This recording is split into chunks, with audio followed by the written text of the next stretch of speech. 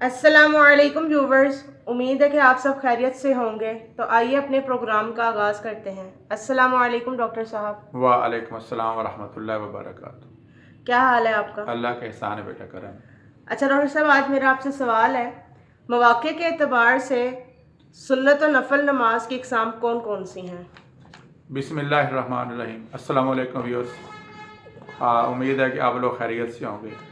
ये जो बड़ा एक बुनियादी चीज़ है जिसके बारे में हमें पता होना चाहिए कि नमाज सुन्नत या नफल नमाज जो है वो मुख्तलिफ़ मौक़े पे चूँकि पढ़ी जाती है। नबी अलैहिस्सलाम की ज़ात मुक़द्दसा ने मुख्तलिफ़ मौक़े पे हमें नमाज के साथ और सब्र के साथ जो है वो अल्लाह ताला से मदद मांगने के लिए कहा है। तो इस हवाले से नबी करीम अलैहिस्सलाम से जो नमाज़ें साबित हैं वो आज आपके सामने रखते हैं। अगरचे नफल नमाज जो है वो कोई आदमी किसी वक्त भी किसी भी मौके पे जब उसको अल्लाह ताला के यहाँ मदद की ज़रूरत हो तो पढ़ सकता है।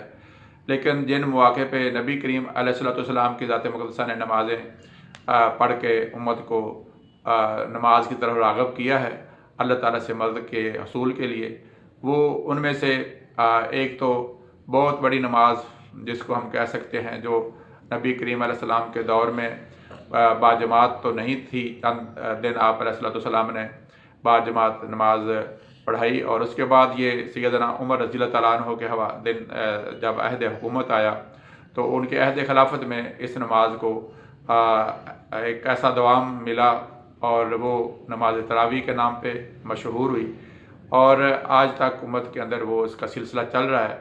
तो ये बेसिकली नमाज सुन्नत है। और आपको जैसे मैंने पहले अर्ज़ किया कि फ़र्ज़ नमाज के अलावा कोई भी नमाज पढ़ी जाती है तो वो नमाज नफ़ल होती है। और नमाज नफ़ल को अगर नबी करीम अलैहिस्सलाम की सनद हासिल है, आपका अमल उसके ऊपर साबित है, तो वही नमाज जो नफ़ल है उसको हम नमाज सुन्नत भी कह देते हैं। चुनाचे तरावी की नमाज ये मौके के अतबार से आती है। मौके से मुराद क्या है, जब तक रमज़ान आएगा तो उस वक्त ये पढ़ी जा सकती है। इशा की नमाज के फ़र्ज़ों के बाद ये नमाज पढ़ी जाती है और इसकी मुतअद्दिद जो है वो रकात हैं, उसके हवाले से इंशाल्लाह हम एक अलग वीडियो कर सकते हैं। इसके अलावा जो नबी करीम अलैहिस्सलाम ने हमें सबक दिया है वो है नमाज तहियतुल वज़ू है कि जब आदमी वज़ू करे तो वो बतौर शुक्राने के अल्लाह ताला के अल्लाह ताला ने उसको पाक होने का मौका अता किया है और वो 2 रकत नमाज जो है तहियतुल वज़ू पढ़ सकता है। ये यानी कि वज़ू के मौके पे पढ़ी जा सकती है। इस तरह से एक और नमाज जो है वो नमाज तहियतुल मस्जिद है कि अगर आप मस्जिद में जाएँ और नमाज जो वहाँ पे अगर आपको कुछ वक्त बैठना है तो ये नबी अलैहिस्सलाम ने मस्जिद का अदब बताया है कि अगर कोई आदमी मस्जिद में जाए और उसने वहाँ पे ठहरना नहीं है तो खड़े खड़े आ जाना है, तो अगर उसका वज़ू भी नहीं है तो वो जा सकता है। लेकिन अगर उसने वहाँ बैठना है तो बेहतरीन अमल यही है कि वो वज़ू कर ले और वज़ू के बाद जाके मस्जिद में बैठे और बैठने से पहले 2 रकत नमाज तहियतुल मस्जिद पढ़े।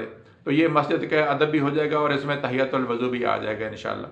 इसके अलावा आप अलैहिस्सलाम ने मुख्तलिफ़ आफ़ात आसमानी या ज़मीनी जो हैं उनके ऊपर भी मुख्तलिफ़ मौके पे आपने नमाज़ें पढ़ी हैं।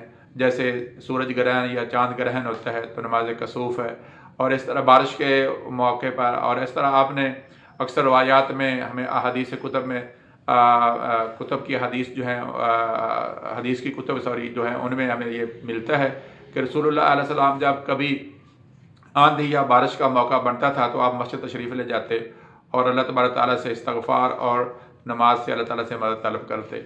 तो दोस्तों ये तो इस तरह से अगर आदमी को कोई नेमत मिले तो उस वक्त वो शुक्राने के लिए नफल अदा करे। तो ये सारी वो चीज़ें हैं जो हमने बताया कि ये मौके के अतबार से हैं।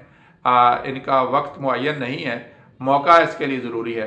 जैसे तरावी के लिए रमज़ान का है, तहियतुल वज़ू के लिए वज़ू का करना है, तहियतुल मस्जिद के लिए मस्जिद में जाना उसका मौका महल है और कसूफ़ के लिए चाँद ग्रहण या सूरज ग्रहण जो है वो है। और इस तरीके से बारिश के लिए और दीगर मौके पे ये शुक्राना का मौका को अल्लाह ने नेमत अता फरमाई है। या इस तरह एक सलातुल हाजात है वो आप पढ़ सकते हैं। और ये वो चीज़ें हैं जो कि मौका और महल के मुताबिक हम नफल नमाज़ें पढ़ सकते हैं। अल्लाह तबारक ताला से दुआ है کہ رب کریم ہمیں رسول اللہ علیہ السلام کے ترتیب پہ اور آپ کے بتائے ہوئے طریقے سے اللہ تعالیٰ کی مدد جو ہے صبر کے ساتھ اور نماز کی ادائیگی کے ساتھ حاصل کرنے کی توفیق عطا فرمائے۔ وما علینا الا البلاغ۔